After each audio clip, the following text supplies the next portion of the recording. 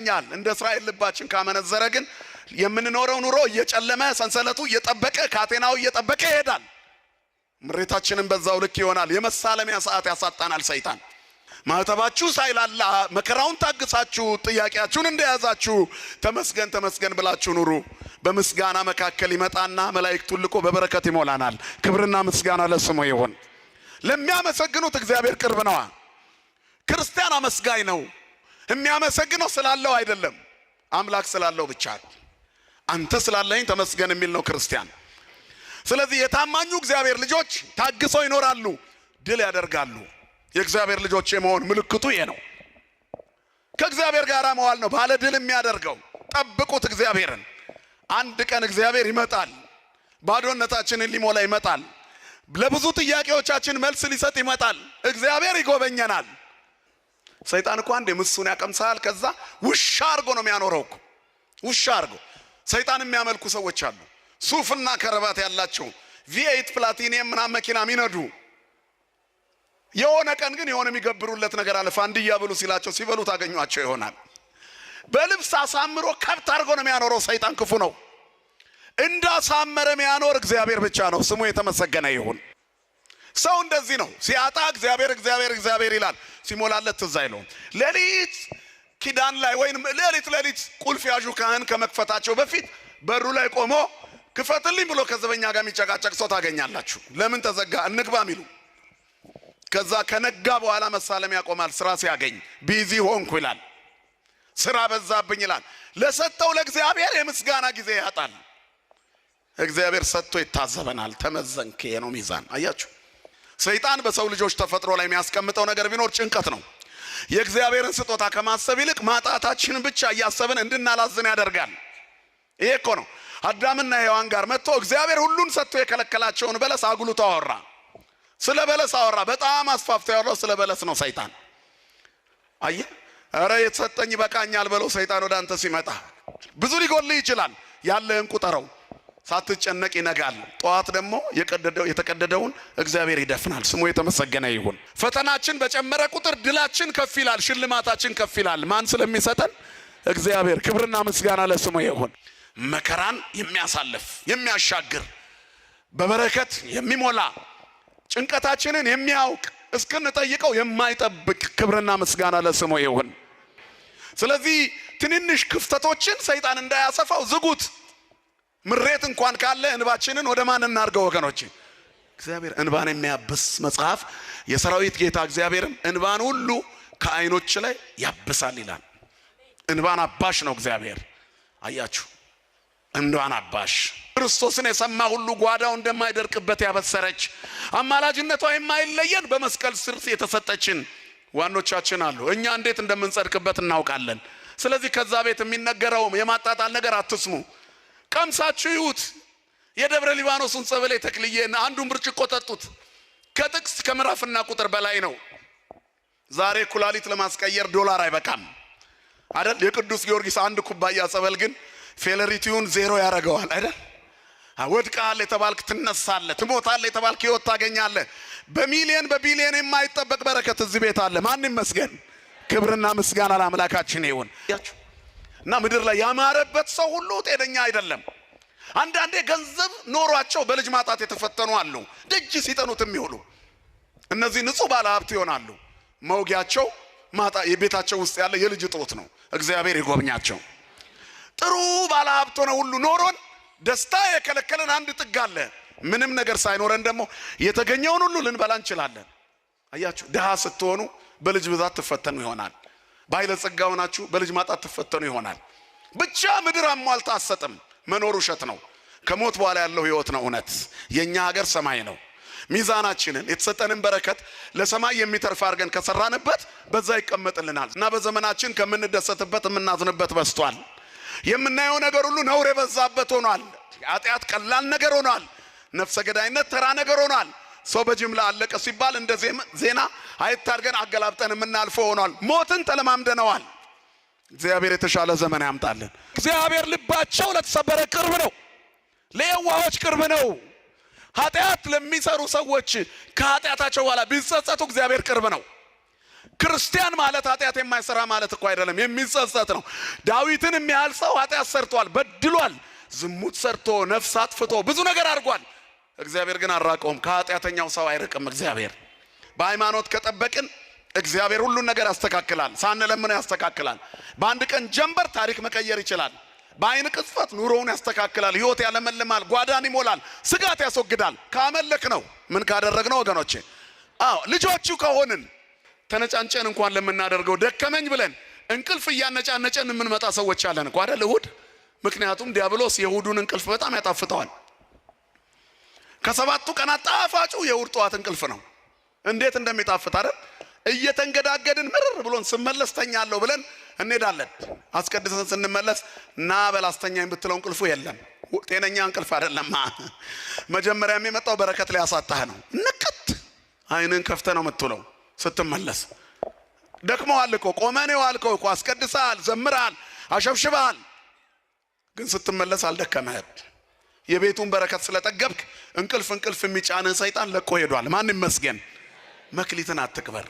የሰንበትን ሌሊት በቤተ መቅደሱ ና፣ እግዚአብሔር ካንተ ጋር ይሆናል። ነይ መቅደሱ። የሚባል ባለ ሀብት አመድ ላይ ሲንከባለል ተገኘ። ነጭ አህያ ሲጋልብ ተገኘ አይደል? እንደዚህ ሲያደርግ ተገኘ። ቆሻሻ ሲበላ ተገኘ። ካልበላ ጠዋት ሱፍ ለብሶ አይታይማ። ሰይጣን ውሻ አርጎ አሳድሮ ጠዋት ቀባብቶ በቤት መኪና ያንሸራሽራል። ሁሉም ባለቤቶች ሰላቢ ናቸው እያልኩ አይደለም፣ ይቅርታ ይደረግልኝ። አሁን እኔና እናንተ ደስ ሲለን አሸብሽበን ደስ ሲለን እየደነስንበት የቲክቶክ እንትናችንን የምናስፋፋበት አይነት መስቀል አይደለም። የመዝሙር ብቻ መስቀል፣ የቅዳሴ ብቻ መስቀል፣ የምርቃት ብቻ መስቀል፣ ትልቅ መስቀል አንገቱ ላይ ቆሞ የሚራገም ሰው አለ እኮ አይደል?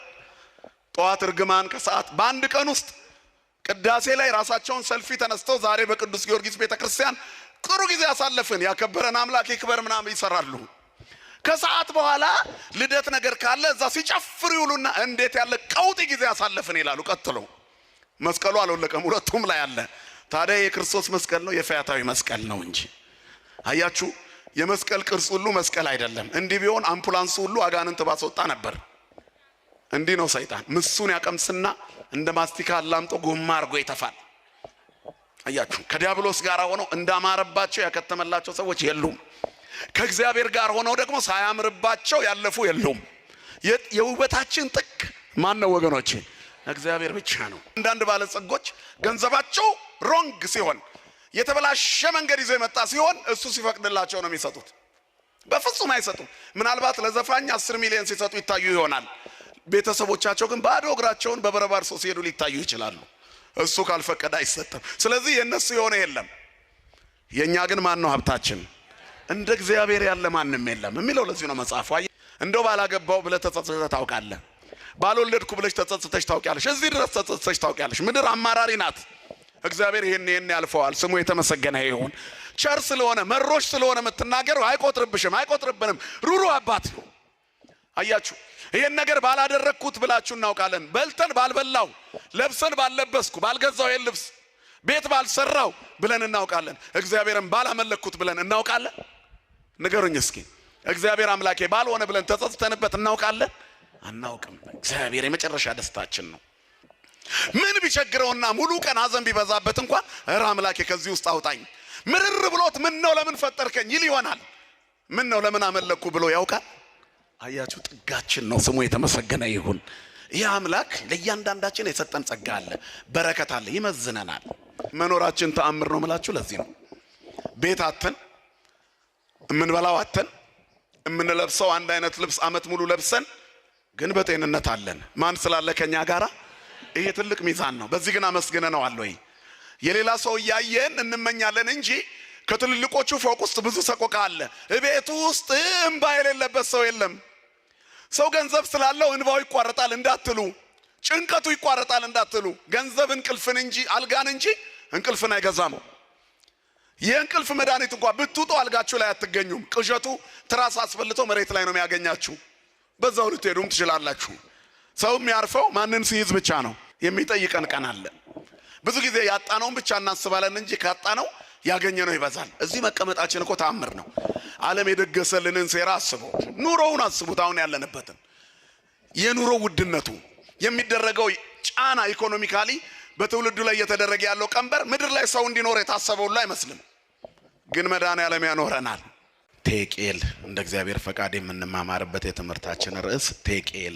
ቴቄል በሉ እስኪ ሁላችሁ። ተመዘንክ፣ ቀለህም ተገኘህ ማለት ነው። እግዚአብሔር መዛኝ ነው። ይፈትናል፣ ይለካል። ሁሉም ሰው የተሰጠው ጸጋና በረከት አለው። የእግዚአብሔር ሚዛን ውስጣችንን ይለካል። ሰው ፊትን ያያል። ፊትን ነው የሚመዝነው። አኗኗር ነው የሚያየው። ሁኔታን ነው የሚያየው።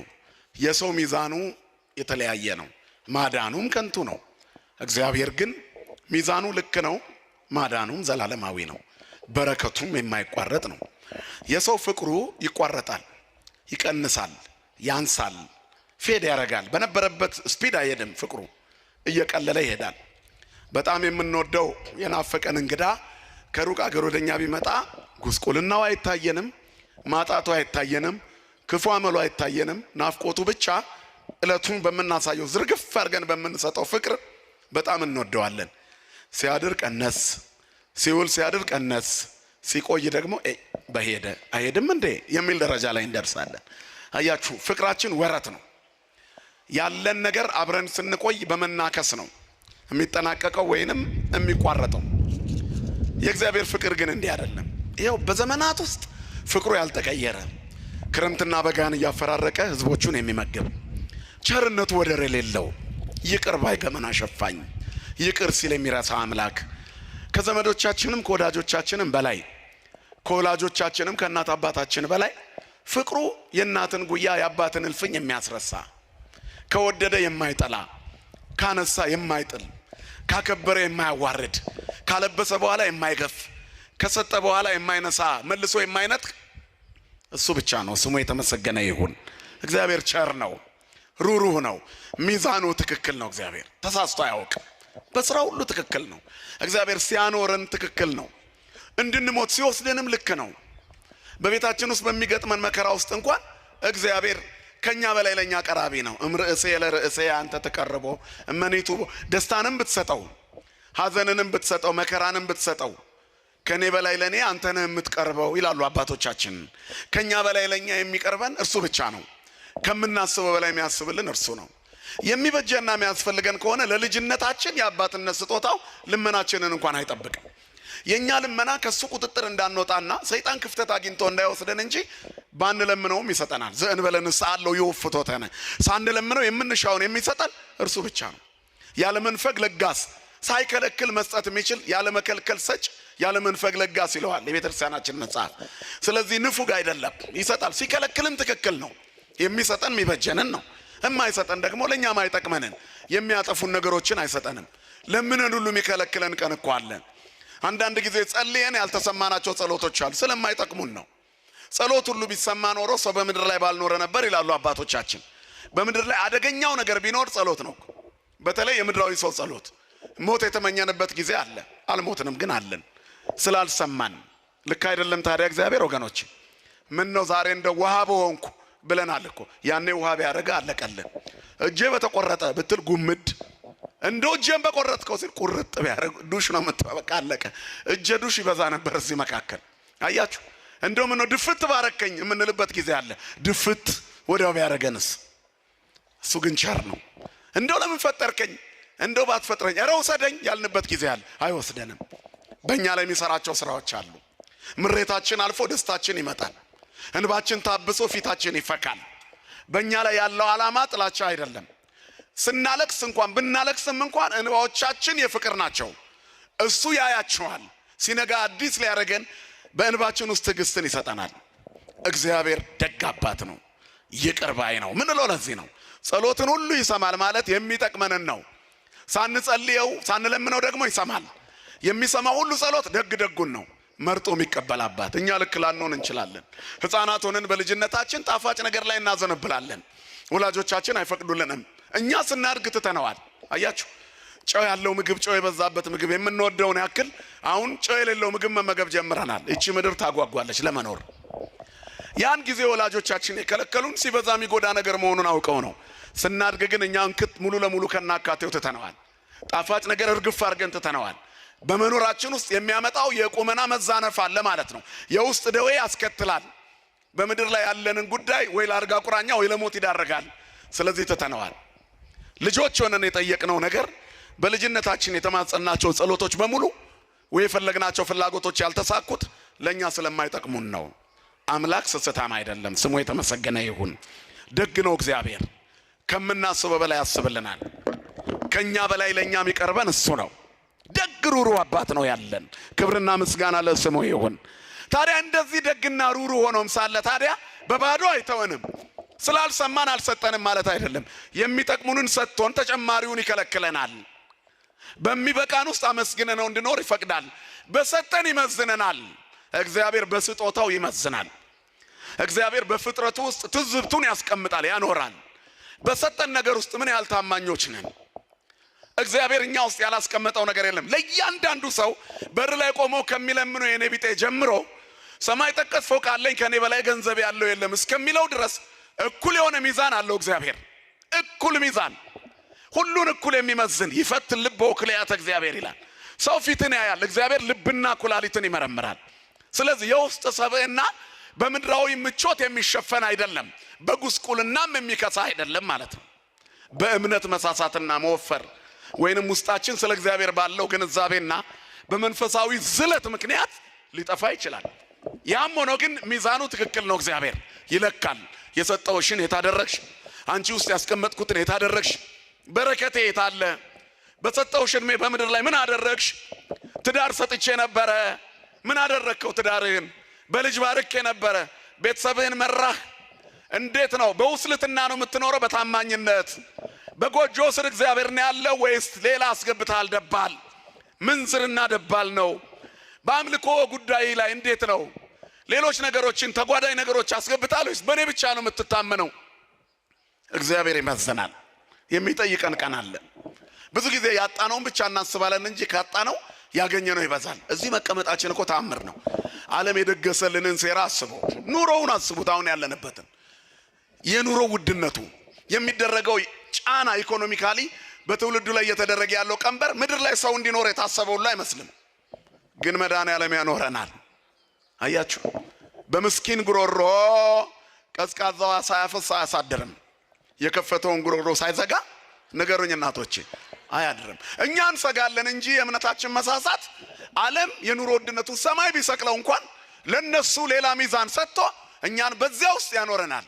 መኖራችን ተአምር ነው የምላችሁ ለዚህ ነው። ቤት አተን የምንበላው አተን የምንለብሰው አንድ አይነት ልብስ አመት ሙሉ ለብሰን ግን በጤንነት አለን። ማን ስላለ ከኛ ጋራ? ይሄ ትልቅ ሚዛን ነው። በዚህ ግን አመስግነነዋል ወይ? የሌላ ሰው እያየን እንመኛለን እንጂ ከትልልቆቹ ፎቅ ውስጥ ብዙ ሰቆቃ አለ። ቤቱ ውስጥ እንባ የሌለበት ሰው የለም።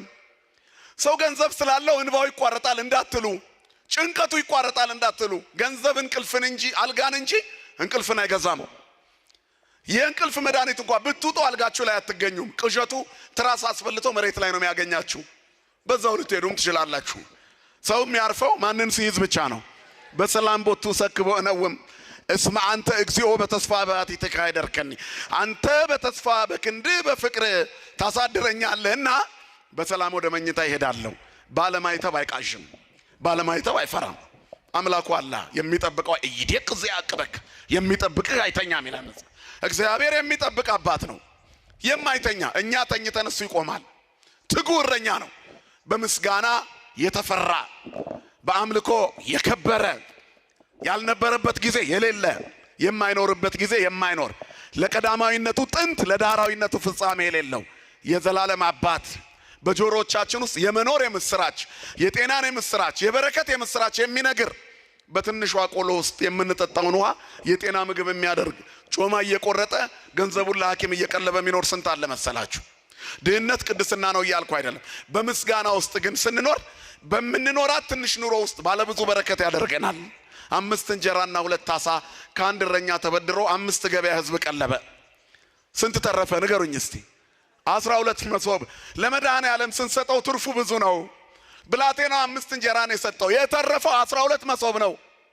ሰው በልቶ በልቶ ጠግቦ ታድሎ አላልቅ ብሎ 12 መሶብ ሙሉ ትርፍ አለ። ለእግዚአብሔር ሰጥቶ የከሰረ የለም። እግዚአብሔርን አምልኮ ያፈረ የለም። የማንጸጸትበት ጥጋችን እግዚአብሔር ነው። እንደው ባላገባው ብለህ ተጸጽተህ ታውቃለህ? ባልወለድኩ ብለሽ ተጸጽተሽ ታውቂያለሽ? እዚህ ድረስ ተጸጽተሽ ታውቂያለሽ? ምድር አማራሪ ናት። እግዚአብሔር ይሄን ያልፈዋል። ስሙ የተመሰገነ ይሁን። ቸር ስለሆነ መሮሽ ስለሆነ የምትናገረው አይቆጥርብሽም፣ አይቆጥርብንም። ሩሩ አባት ነው። አያችሁ፣ ይሄን ነገር ባላደረግኩት ብላችሁ እናውቃለን። በልተን ባልበላው፣ ለብሰን ባልለበስኩ፣ ባልገዛው ይሄን ልብስ ቤት ባልሰራው ብለን እናውቃለን። እግዚአብሔርን ባላመለክኩት ብለን እናውቃለን? ንገሩኝ እስኪ። እግዚአብሔር አምላኬ ባልሆነ ብለን ተጸጽተንበት እናውቃለን? አናውቅም። እግዚአብሔር የመጨረሻ ደስታችን ነው። በቃ እግዚአብሔርን ፈልጉት። ምን እሱው ለእግዚአብሔር ተጸንዑ ነው አይደል? እግዚአብሔርን ፈልጉት ትጸናላችሁ። ጽናታችን ነው እግዚአብሔር። የማንጸጸትበት ጥግ በዚህ ዓለም ላይ በሁሉም ነገር ትጸጸታላችሁ። በመፈጠራችሁ ባልተፈጠርኩ ብለን ተጸጽተን እናውቃለን።